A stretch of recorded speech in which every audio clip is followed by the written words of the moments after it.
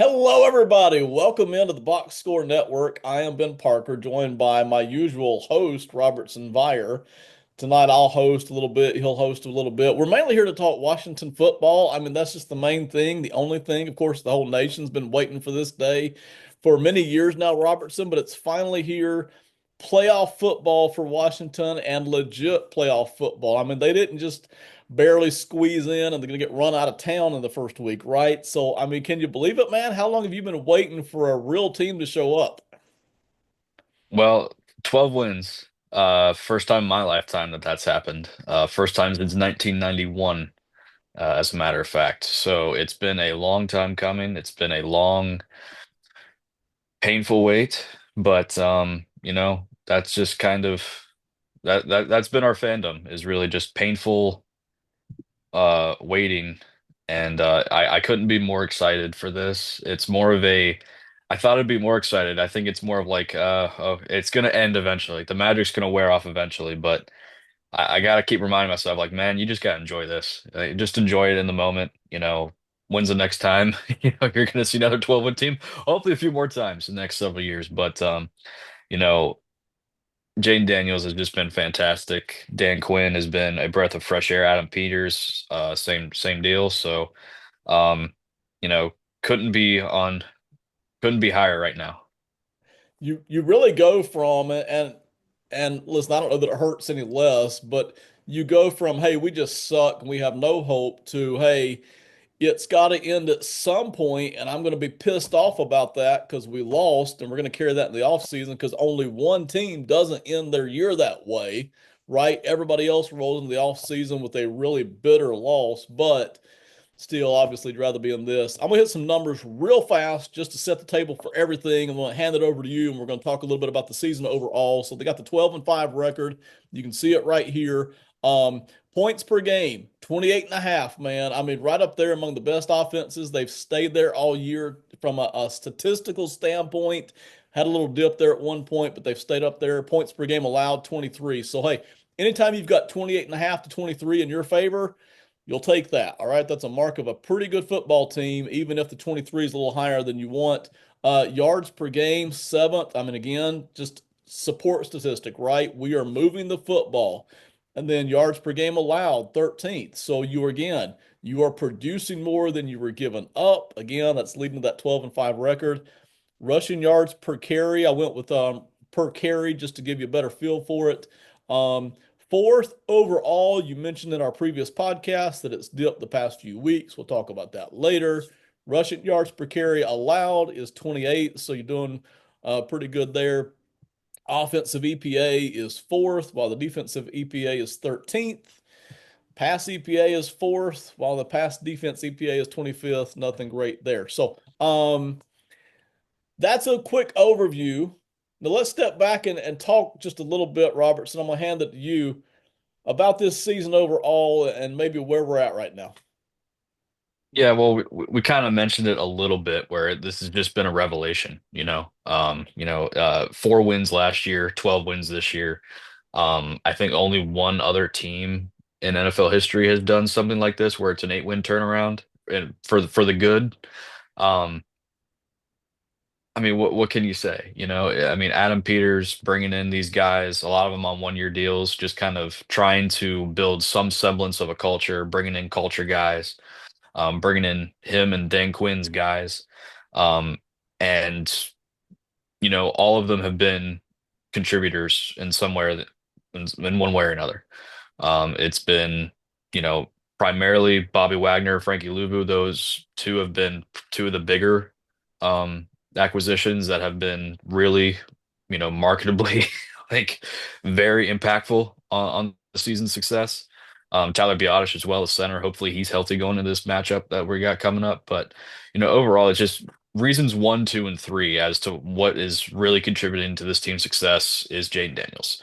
Um, it's not close, in my opinion. I mean, the defense could be worse in the worst in the NFL, and I still think we'd probably win 9, 10 games. It's just because of Jayden Daniels and because of what he has been doing, the late game heroics that he's pulled off last several weeks, last week notwithstanding. But I mean, he's been a breath of fresh air. Like this feels different than the 2012 year. With RG3 and winning seven straight to make it to the playoffs, winning the division, beating Dallas to get there. It just feels different, in a good way. Um, so I think that this is something to be excited about. Um, you know, personnel wise, there we can talk about this a little bit later, but there's holes all over the place. Like we've made a lot of improvements, but there's still a lot to be done with this team. A lot of room for improvement. Um, there's holes everywhere outside the quarterback position, really, and there's a lot of work to do. But first year, this is it's fantastic. You can't ask for anything better. Yeah, it's been a lot of fun. So go ahead and I'll let you play host for a little bit here for a couple minutes. Walk us through some of the thoughts you got or some of the questions you got and kind of carry us through the first part of this episode. Well, you mentioned in the and our primary episode, that we have some problems, we have some holes, and I just mentioned it, myself, that there is a lot to be done with this roster. Um, that being said, Jayden Daniels heroics, is that enough to get you through? Like how much can that get you through the playoffs in your estimation? Like barring a major defensive turnaround, we're going to be giving up a lot of points, potentially some yardage. Um, how do you think that a rookie quarterback, granted one we haven't seen before, I mean, he's had a fantastic season, a historic season in many ways. How much do you think that he can impact the game to where it's going to translate to wins in the postseason? We've seen it in the regular season, but postseason is a lot different. It's insane. I will say the potential is there for this to be a crazy NFC, right? Because the Lions have the injuries, the Eagles have the Jalen Hurts injury kind of floating around, and then you've got these double-digit wild card teams in Minnesota and Washington and Green Bay. The potential is at least there for us to have one of those crazy NFC years where it's just topsy-turvy. And if that were to happen, crazy Geddon, then Washington could run all the way to the Super Bowl and lose in the Super Bowl. Now, I'm not expecting that. If order reigns instead of chaos, then I think the Commanders get one, have a real legit chance at one playoff victory with a second round loss would be kind of my reasonable realm. I still don't think they, because you mentioned the holes in the roster. I still don't think they stack up talent wise against a lot of these other NFC teams, such as Detroit and Philly, which is who they would be playing in the second round. But man, if the crazy starts to kick in, and every once in a while, once a decade, right, we get one of those years, then Washington can score enough points to win any game, right? There's hmm nothing that says they can't win any given week. So that's where I'm at on this. Again, it's not like we've brought some teams to the playoffs in some years, and that's not even very often. But it's not like we've brought a 10-6 team to the playoffs, knowing for sure, hey, first round we're toast. We have no shot here because there's just not enough offensive firepower, and the defense is only average. This is a legit team that can put up points, which makes them dangerous every week, which in a crazy scenario could lead all the way through the NFC. That's out there. See, I'm of the opinion that the Bucks game is winnable. I really think it's a coin flip. I would give the slight edge to the Bucks, but I really think this is a coin flip game, and we'll dive into that a little bit later in terms of details and whatnot. Then you move on to the second round, assuming that Philly takes care of business at home. Then you got the Lions, right? And we mentioned the injuries, right? And we've seen Goff kind of go nuclear. We've seen him implode. That and with all the injuries and everything, like I don't know who would be back in a couple of weeks, but I think that is a potentially interesting game. And Detroit has struggled with running quarterbacks, so that could be something. It would be heavy underdogs, absolutely, we would. But is it out of the realm of possibility? At least in my mind, granted, my mind isn't exactly the best place, but in my mind, I think we would have a shot against Detroit. And so you're looking at potentially, if everything falls right, an NFC Championship appearance and potentially hosting that if Green Bay goes through these couple of games here. But Yeah, I think it is possible to get to the NFC Championship game. yeah, and I'm going to roll off of that with a weird contrast here. But you go back to the last time that Washington won a Super Bowl in 1991, Mhm. they were the heavy favorites, right? So when you had that first round matchup, the second round matchup against the Falcons, and then you even had an NFC matchup against the Lions that year, we all knew it was like, because I'm old as dirt. Again, I watched this sitting on the floor of my bedroom, right, as an 11-year-old Yeah. kid. But we all knew that these teams had no shot versus Washington because Washington was the power, and these other teams, while they were fun stories, nice playoff teams, had no shot. So, but now this year, Washington comes in as a lower seed. They have a shot against these top tier NFC teams. They have a shot that they would be the underdogs, decidedly, but they have a shot. They're not coming in as lame guys whose fantasy stories just get kicked out of the building because they have no talent. They have the offensive firepower to actually have a shred of hope against better teams. So question for you. Granted, we think that this team is limited, in many aspects. Do you expect the Jane Daniels being a rookie, him not being here before? Do you expect that to be a problem? Because he has made mistakes, he has missed things. I mean, he's missed wide open throws. Right. He's taken bad sacks. He's thrown some bad picks. Not a lot in either of these circumstances, right? But he's still a rookie, still learning.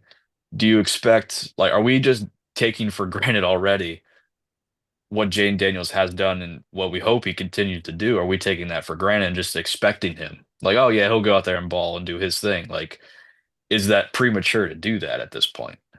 Yeah, for me, having watched him play the Eagles twice now, I mean, how much harder does it get than that, on Yeah, the fair NFC enough. Yeah. side? So for me, I don't expect any kind of a rookie flop.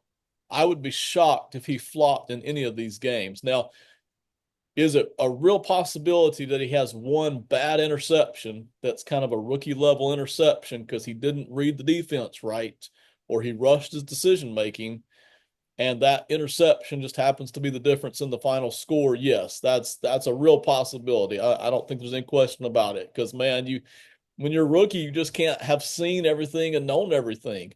But in terms of overall production, I would be shocked if he doesn't come out and produce a lot of yardage and the offense produces yardage and they're scoring some points. I would be shocked if they can't do that against just about anybody. So that being said, you're just expecting him to have at least a decent game. Yeah. Um, Yeah. I think that's saying something, because I know that in our regular episode we were talking about Bo Nix. I made the comment and you didn't really fight me on it that, he might not have the best of games, even if Denver Broncos, they're really, it's a be a closer game. He might not have the best of games because we've seen him do that a couple times this season where he's not really right. We're not saying that about Jane Daniels, which I think is interesting, and I think that just kind of shows how advanced he is already as a rookie. So I think that's pretty significant. Um, so there's kind of a segue into my next question for you. Um, how successful is this season regardless of the playoff outcomes, right? Whether we win one game, two games, no games, right? How do you quantify this in terms of success for this team? Yeah. Yeah, that really is the question. So let me hit it with a preface first. Anytime you lose in the playoffs, if you lose, it's going to suck. I mean, it's going to be absolutely a bitter pill to swallow. Just choke on it all off season, right?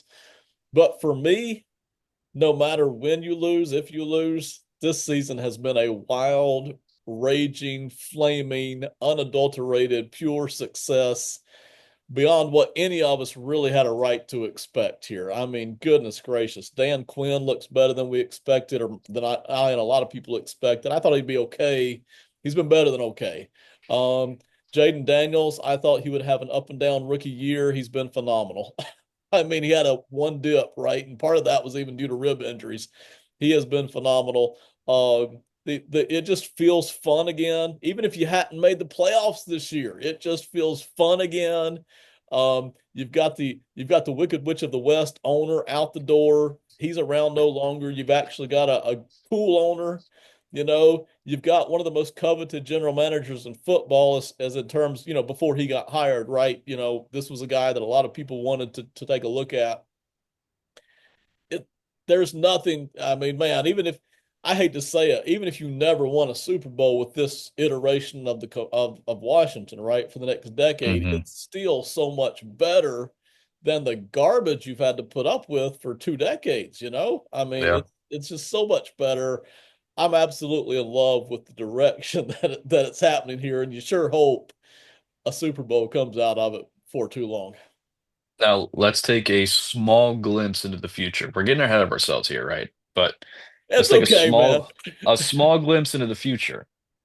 So just say for the sake of argument, right? You win a playoff game. If not, it's very close. It's down to the wire.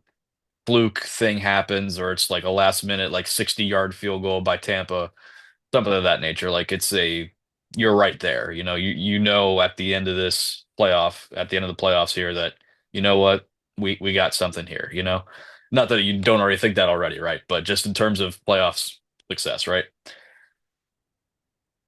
Going into next year, you know, you we said there's a lot of holes on the team already. What are the expectations already for next season? Like, what are because we're still in a tough division. We don't know what the Cowboys are going to do. We definitely don't know what the Giants are doing. Definitely don't know that.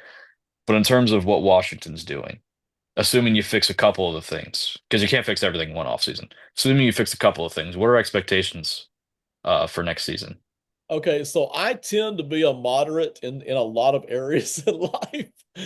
I'm sure I'm going to have a lot more tempered expectations for this team next year than the national media will and than the Washington fan base will. Okay, so I'm looking at next year. Hey, we come back and have another strong season. We fixed a couple of things in the roster in the off season, and maybe we get to the second round and maybe we win that, maybe we don't. That's improvement, because what you're going to have again is now winning problems, right? We're going to have a tougher schedule than we had last year. We're going to have a lower draft pick each round than we had last year. All of that's going to come. So I would just want to see them take another small step, but I'm sure, especially if you win this first round matchup, I'm sure nationally and fan base wise, the expectations are going to be through the roof, as in, hey, NFC contenders next year.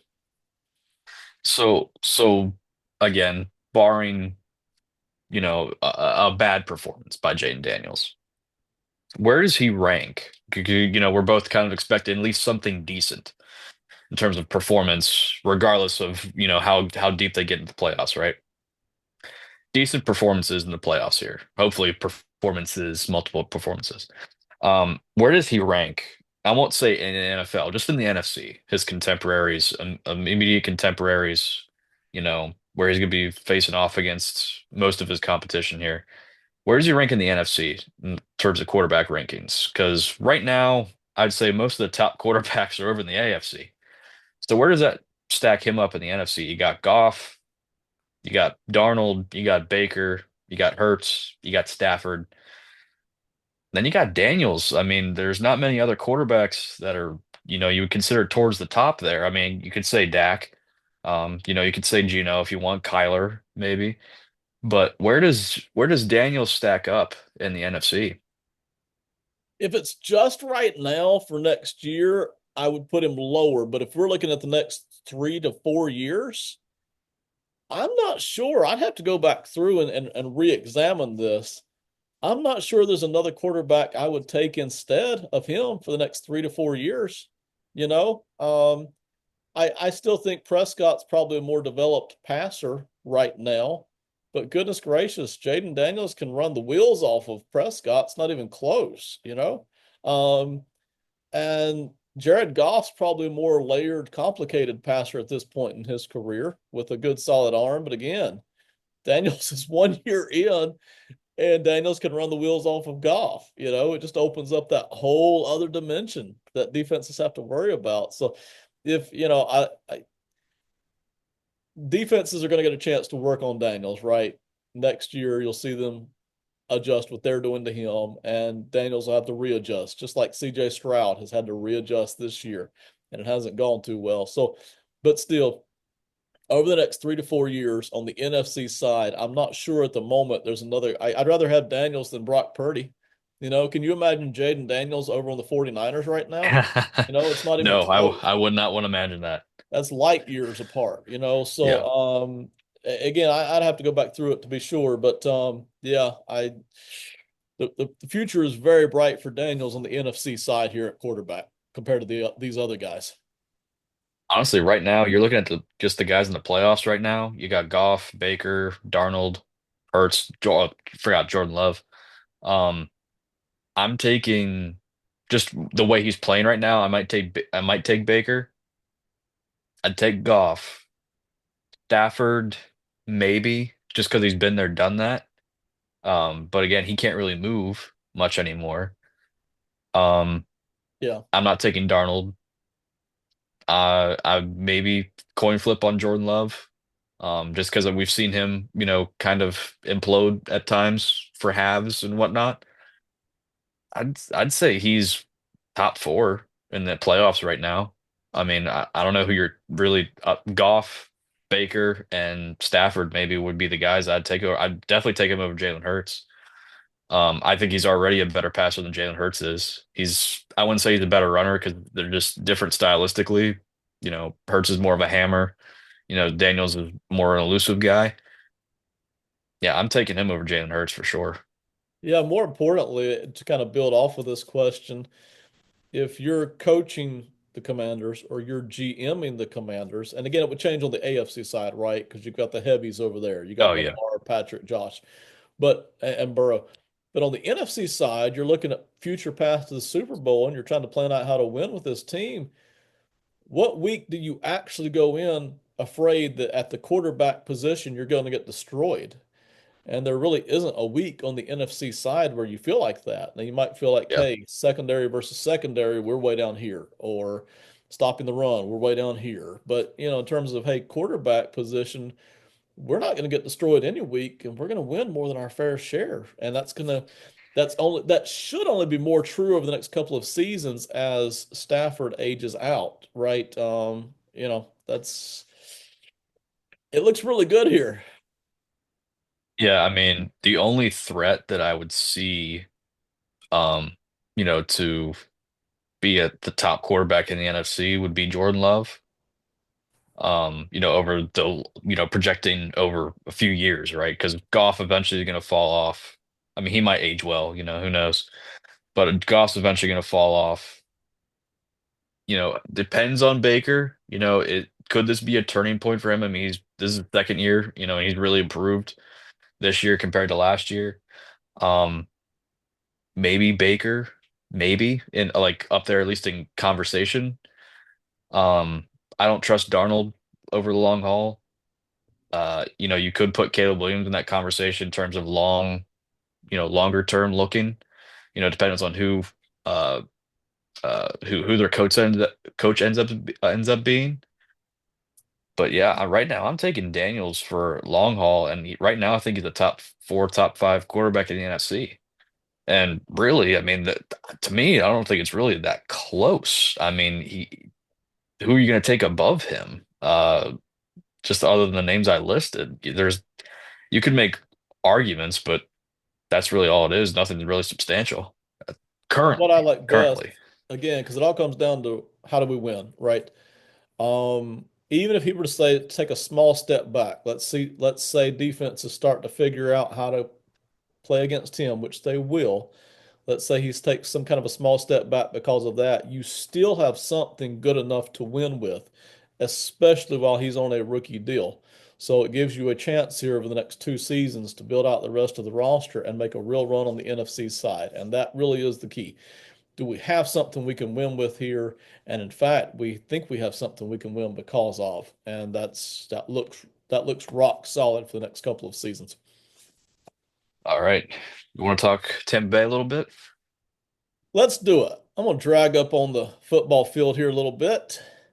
I did not put the put the Buccaneers up here because I didn't want to just fill up the screen. Okay, so I could have filled up the screen with a lot more helmets here, but we're just looking this week at the Commanders' offense, and the question really is, what are we going to do this week? Maybe not every week, but this week versus the Buccaneers defense to try to win this football game. We think we can score a lot of points, but exactly how do we go about it? I've got four things. I haven't yet asked Robertson how many he's got. I don't know if he's got one or 26. All right. So we'll find out what kind of a game plan Robertson's got here, or what he thinks is important. They might be opposite mine. Okay. We didn't pre-production this thing. Okay. So if Robertson's game plan is very different from mine, or his ideas are that's okay. All right.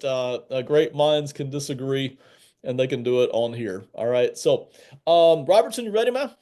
I'm very ready. I'm excited Okay. to see how this plays out. All right. So here goes my first little thing. My first thing is mixed screens. Washington has been good most of the year running the football, right? But not lately. And part of that is because defenses have figured out that if they can slow down the running game, they can limit the offense overall. And so Washington has been a very strong running team. They have a higher run percentage early in the year than most teams. I think at one point they were number two in the league at run pass ratio, running the football more than anybody else in the league, except I think Green Bay at one point. That has backed off. They're now like sixth or eighth over the past few weeks. They still do it, but just not to the same extent and not as successfully. Double that with the fact that the Buccaneers have a good run defense. It's a lot of work. You can run the football off of Tampa Bay, but it's work to do it, right? So I'm just not going to expect, if I'm the Commanders, that I'm going to be able to run the football very successfully based off the last few weeks and based off this Tampa Bay defense that we're up against. So I'm going to start mixing in quite a few screens here, which again, everybody does it, but they need to do this. Work in the screen game, do it a lot here, and that's going to be to the running back here, to the running back here. That's going to be the wide receivers just stepping back, getting a little bit of a screen. So this guy steps back, this guy pushes, then you have a tunnel screen right through here. If all I get is 3 or 4 yards on first down, I'm okay. All right, I've kind of moved the chains a little bit here. Now it's second and six, hopefully.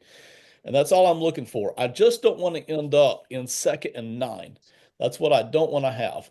I want to help Jayden Daniels in a way that the Ravens last year did not help Lamar. And listen, Lamar Jackson is Superman, okay? I mean, he may win his third MVP award here, all right? But last year, going up against the Chiefs, they didn't run the football. You could just kind of feel the weight sitting on Lamar, and they never did get that offense going. So I want to loosen things up early. One of the first things that I want to do is mix in a lot of screens. We won't quit running the football, but I do want to mix in a lot of screens early on. That'll get Jayden Daniels kind of warmed up. It'll get the defense moving to the side a little bit instead of just right up the middle, and it'll help us out when we've struggled to run the football. So that's my first thing. Robertson, what's your first? So I'm going to be a little bit more personnel specific in my game plan. Okay. I've mentioned struggles of Brian Robinson. Um, Maybe not in this episode, but I mentioned it last in our main episode that he just one, he's too inconsistent for my liking. He's a nice running back, maybe starter level to me. He's not necessarily a bell cow back that you give it 20, 25 times to. He's just too inconsistent.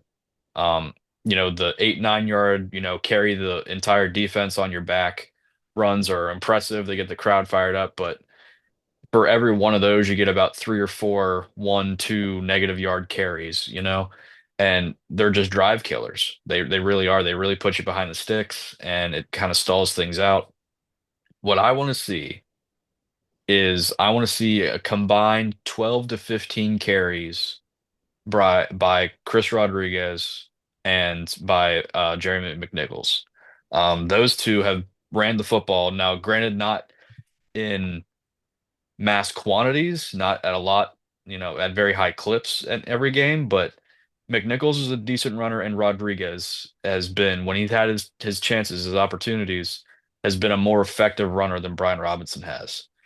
And I understand this is not exactly the time to experiment, but at the same time, are you going to live with a dead run game with Brian Robinson? And because essentially that for the past several weeks, that's what it has been. He just has not been running the football very well. Whether it's blocking up front, whether it's him, I don't know what it is. But I just know that when McNichols gets the ball, usually good things happen. And when Rodriguez, the few times he's gotten the ball this season, it's been good. So I want somewhere between 12, 15 carries for between the two of them. Kind of mix it up a little bit. Eckler, I don't really want him running the ball between tackles too much unless it's really short yardage and you trust his vision. But I prefer him in the pass game.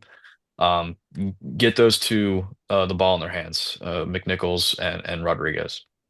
All right, look, I'm not going to touch the 12 to 15 carries ratio because I haven't broken that part of it down, but I do like the running back mix here, okay? And I 1,000% think that Bill Belichick and the Patriots of old would love what you are proposing right here is, hey, this is really low risk. We've got a running back here who, for whatever reason, we won't go into the reasons, but has not been producing at a consistent rate that we can live with, right?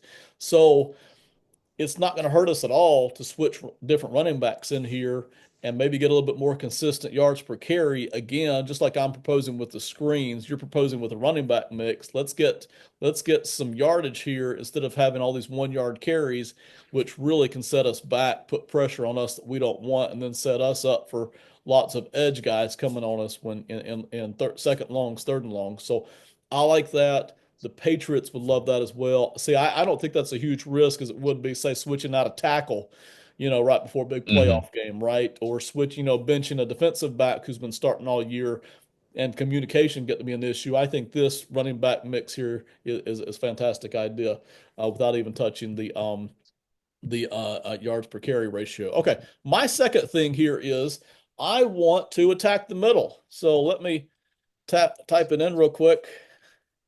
And of course, it ain't going to type in. I want to attack the middle. So the Buccaneers like to play a lot of three deep. Okay, so they love to have a cover three. They play a lot of safety with two cornerbacks just playing deep. All right, they love doing that. Matter of fact, I think if I remember right, 46% of the time this year, which far and away leads the league in that class of coverage. I mean, that's not just third downs, right? That's almost your base defense that they're doing this. It's far and away the defense that they play the most, and it's far and away in the league the team that plays that kind of defense the most. So they love to have three guys right up here. I'm gonna get out and just draw for a little bit here. I love to get out my highlighter and just draw.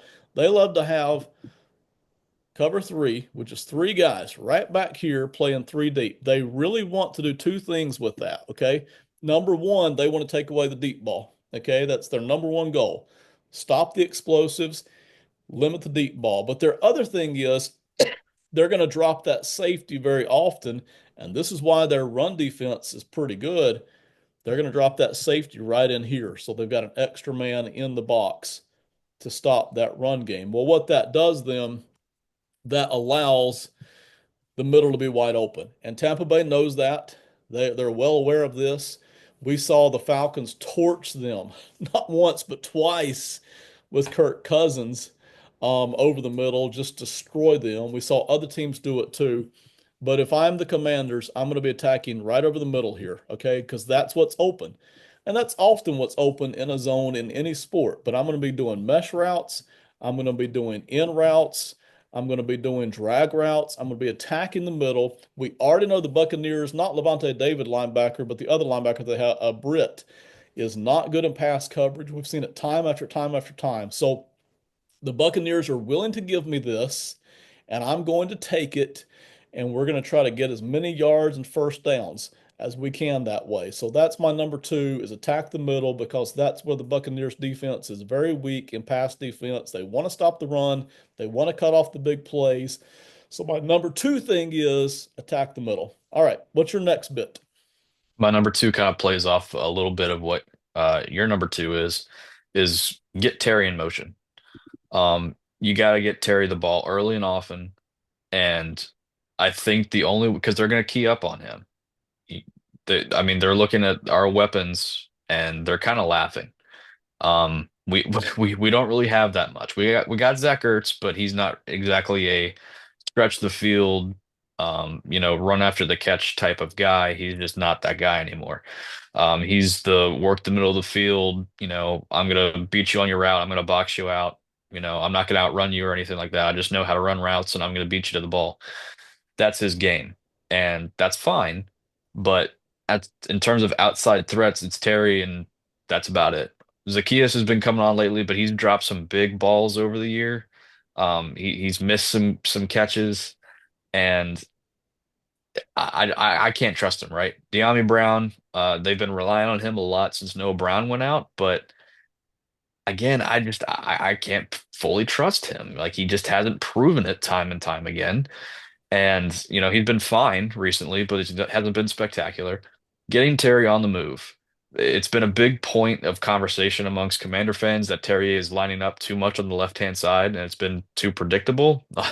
Ironically, he's had his best season as a pro ever. I mean, that could be a combination of things, but I don't think they're necessarily misusing him. But if you keep him out there on the left side primarily, and you don't get him moving around, you don't get him, moving across formation or having the defense try to change what they can do, it does become predictable.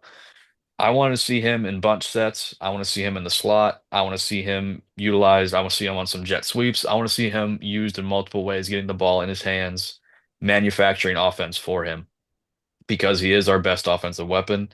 And if you just have him out on the left side out there and say, go beat your guy, he can do it, but it's limiting what you can do. Get him on the move, get him over the middle, put him in the slot, create some mismatches. That's the really the only way I can see him for sure getting involved early and often, get him on the move. I like this one even better than your number one, and you're right. It does go right into I was curious if we would clash on some of this. So far we haven't. We may on our last couple of points here, but the Terry motion thing fits exactly with what I want to do, which is attack the middle and mix up screens. Ultimately, I'm going somewhere with this, and it's not even one of my points. Ultimately, I want to loosen up the defense, right? I want to get them out of what they want to do, and I want Jayden Daniels to not feel a heavy load to start the game. When it comes third and fourth quarter, if we've kind of got a decent offensive flow, I figure Jayden Daniels can be shooting darts deep all over the football field. But before we do that, we got to get him loosened up and we got to get the defense loosened up a little bit. So once we've got those two things going, now we've got some game flow. Daniels feels pretty good about himself. And if the Buccaneers are having to pull safeties in a little bit, now we've got a chance at hitting some deep stuff. And we know Daniels can hit it if it's there. I just don't want him early on dropping straight back against a good Buccaneers defensive line with Kalijah Cansey coming in there for a sack, especially when it's 3rd and 7 and him trying to throw the football downfield. I don't want that early in the game. By the mid-second quarter, maybe we start working that in. But I'm just looking to loosen stuff up here. This is how we're going to do it. The Terry motion thing fits in right there. I'm going to go back to an old term here, all right? Bootleg. Bootleg Yes. Daniels. A lot of people just call it rollouts these days, but the old term is bootleg. Listen, uh, Jayden Daniels is fast. Goodness gracious. And I already mentioned it. I really slide this over here for just a second. I really don't want him just sitting back here early in the game. Later in the game is fine. Maybe we got the defense all set up, right? Early in the game, I really don't want him just sitting back here trying to figure out deeper throws with a good pass rush coming. So quite a bit early in the game, I want to roll him out here. Bootleg. Just come out here. It's basically his own RPO, right? He decides if there's a pass open, great, hit it. If not, let me take off. Let me grab 4 or 5 yards, maybe 60, right? But I just want, again, I want to challenge this Buccaneer defense horizontally so we can strike vertically. But again, Daniels is so good out here. If I just roll him out here, give him a chance, there aren't many guys that can hang with him one on one, very few. So even if he gets tackled after 4 or 5 yards, I'm happy. I'm very happy. He steps out of bounds with a 5 yard gain. Success. Move on. Next play. But he's looking downfield. We know he can do it. Hit maybe the tight end. right here on a 15-yard out or something, or maybe maybe just maybe he's got somebody here on a deep post and hits Yeah. them. But if not, he's so fast, he can just run it, and I want to plan for some of that, right? I don't want to run him up the middle a bunch, but I want to plan for a lot of that. That really is my third thing. Bootleg Daniels a good bit, especially early in the game. I'm looking to get this Buccaneers defense moving. I don't want them just sitting back there like a bunch of ball hawks waiting for me to throw the deep ball. I'm just looking to get them moving, and that's going to be my next way. I'm going to go ahead and give you my fourth point here and then get you to I'll let you finish up the thoughts here. Can I just mention something really quick before you move on to number four Shoot on here? it, man. Because I think we've ran this at least one other time before, and I love the play. If it wasn't us, it was somebody. It's a play action counter essentially. So you got the right side of the line in the center. They're down blocking to the left, and you got the right guard and the left tackle pulling to the right here, and you're like faking the handoff, and then Jayden Daniels just rolls out to the right, and you got someone crossing the field as you had it. I love that because it gives you the essentially the run pass option. He can either run the counter himself or he can hit the guy deep. I love that. I wish they will. I hope to God they get him on the move because having him the way the line's been playing and the way he's been kind of holding on to the ball recently, you need to get him out moving, getting him some quick options under the middle or underneath and across the middle of the field. So he has some options that he's not sitting there. I don't want to say like a statue because he's elusive, but he's just sitting back there. He's not moving or anything, and he can't be doing that early on to set the game, or else we're going to get behind, and it's just not going to be good. Yeah, and see, I agree. Again, this is early in the game. This is first quarter and a half. Yeah. We're doing things to take a load off of Daniels and you mentioned him still being a rookie. I don't necessarily even want him early in the game, even though I want to attack the middle. I don't want him just dropping back and not seeing a linebacker here. I want him to be able to get over here where he's only looking at this part of the field. It's one option, it's two option, it's run. Let's keep it really simple early. But let's let the game settle down first since it's his first playoff game. Let's just get him settled in first. And then if we need him to be Superman in the third quarter, we'll let him be Superman if we gotta. But I don't want to do that right off the bat. I just don't want to put that load on him because even we saw a Lamar Jackson, as great as Lamar is, we've seen him struggle in some of these playoff games. So let's do everything we can to shake him up. Here on number four, fourth downs. I want to be aggressive on fourth downs, okay? And my Hmm. thinking is this should be a high scoring game. It would surprise me. And again, you never know, but it would surprise me if this ended up being a tight, low scoring game. I figure Tampa Bay is going to score a bunch of points. Baker Mayfield has done it time and again this year. And I think we can score a bunch of points. But with that, I'm going to be aggressive on fourth downs. Not crazy, stupid aggressive, not from my own 30-yard line when it's, fourth and six. But if I'm close to the middle of the field, plus 45, minus 45, and we're at fourth and three, matter of fact, let's say it's third and six, right? I'm going to go ahead and plan on going forward on fourth down, and that's going to affect my play calling on third and six, right? Instead of getting the whole six, and the defense is guarding 6 yards, I'm looking to pick up 4 yards, and now we're going to go forward on fourth down, and it's fourth and two.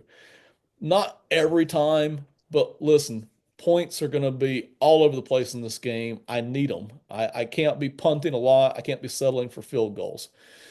So we're going to be very aggressive and we're going to try to get as many points as we can here because I just think we're going to need them. I don't want to show up at the end of the game and realize, hey, we needed 42, you know? Hmm. Oh, and us have not been aggressive. All right. So we're not going to play it safe.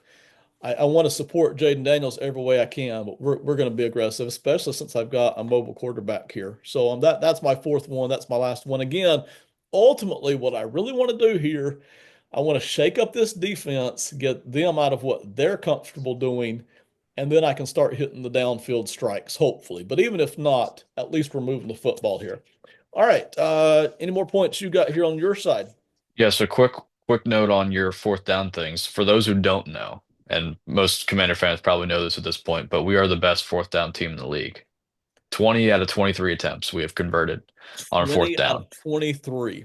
20 out of 23. It's been, I mean, you told me that a year ago, I'd be like, yeah, oh, okay. And part of it is because Daniels is such a threat with his legs that he just sucks in the defense and everything's just kind of open for him. Right. So that kind of transitions into my third point, which is you need to run a lot of read options, which goes into my first point. You need to establish the run game, but part of that is the read option. So if you get that in there and Daniels, starts getting 5, 6 yard runs, that's going to also bring down those safeties that you mentioned, and then that continues to open things up. Now, Daniels had 16 carries for 88 yards, something like that, 80 some yards the first go around. So they're probably planning on him continuing to use his legs and continuing to, be a threat in the run game. But if you run some read option designed plays for him, not the quarterback counters and stuff, I can't stand those. He always ends up in a pile, and it makes me nervous because he's a skinny Yeah. guy. Yep. But you run some read option for him. You run, some keepers out, out to the edges. I'm fine with that. Use him as part of the run game, but it's also to help establish him. I don't want him keeping it on every time. That's why I want the mix of running backs to keep the defense guessing. Well, if Robinson's in, it's probably most likely going to be a run, or I don't want that to become a trend, right? That's why I want the mix. Part of the reason why I want the mix in there for the running backs. He needs to be a threat with his legs, not just scrambling, but on designed runs. That's also going to bring the safeties down. Um, and my fourth point is the way that the Tampa Bay is playing their defense with the three high safeties. This kind of plays into what I want the Commanders to do, and this is also what I recommended the Broncos do. Long extended drives that end up in touchdowns. That's an important point here. That end up in touchdowns. Shorten this game up. You know you're playing a high-powered offense in the Buccaneers. You know that Baker Mayfield has had a fantastic year. You have Mike Evans over there, and you have a strong run game over there in Tampa Bay. You shorten this game up, shorten the amount of drives, the amount of opportunities that they have.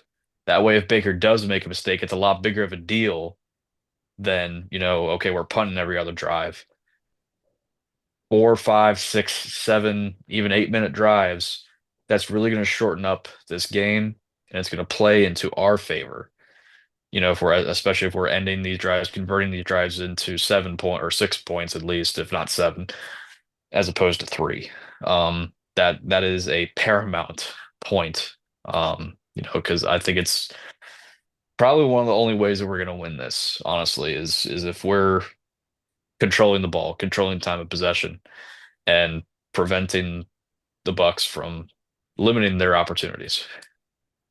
The long drives is interesting. I didn't mention that. I was going to say be patient, especially in the first half, right? Because if you're attacking the middle instead of deep, if you're bootlegging instead of passing deep, and if you're being forced down aggressive, you are tending toward longer drives, right? You're not really expecting the explosive plays. So I was going to say patience. You're recommending long drives even for a different reason than what I had in mind. But yeah, I agree. And don't forget, we talk about Daniels being a rookie and maybe throwing a big pick, which you might, that might happen. But old Baker Mayfield's been known to throw a few interceptions from time to time, including this year. He's had a couple of games where he's just, boy, he's gunslinging, fitting it in tight windows. If you're scoring points, you said it, as the Commanders, you're scoring touchdowns. Now you're putting pressure back on the Buccaneers, and they're going to feel it too, just like you would feel it if you were down and they were scoring touchdowns. So I expect it to be back and forth, but I like what we're trying to do here. This seems like a good game plan. And again, we're not going to cover everything, even from a technical aspect, but I like what we're trying to do here against this Buccaneers defense. By the way, you mentioned the Commanders on fourth down. They're good in the red zone too. No surprise because of Jayden Daniels and the legs, right? They are seventh overall in the league, and over the past 3 weeks, they're even better than that from a percentage standpoint. So they're good in the red zone. They're good on fourth downs. This is they're a dangerous team in their own right here. Yeah, I mean, we'll see if it translates in the playoffs, man. But I'm hoping it does. But it's just got me worried because I know the Buccaneers can run the ball. They have a stable of running backs, and that is our weak point. You know, we're going to have a very uncomfortable conversation in the offseason about our interior defensive line. We have two high paid guys that were first round picks and Deron Payne and John Allen, and barring, a impressive, impactful playoff game from one or both of them, I think that line needs reworked because for whatever reason, I don't know if it's scheme because of Dan Quinn. It was a struggle in Dallas. It's a struggle here. I don't know if it's a scheme thing. I don't know if it's a personnel thing, but something's not right and something's got to change. And it's not going to be the coaches, not at least for right now. So something has to change, and run game's got to get better. You're not going to be a dynasty or even a consistently good team if you can't stop the run. Robertson, I've enjoyed it. If you're a Commanders fan and you're watching this show, we really appreciate it. I hope you all enjoy the playoffs. Again, it's been a fun season, but we want to see the success continue. This is the Box Score Network. We're a part of several affiliated podcasts and YouTube shows, and we're always trying to improve and get better. So check out everything else that we have, not only on YouTube, but also over on the podcast world, Apple and Spotify. Have a great one. We'll see you next time. Goodbye.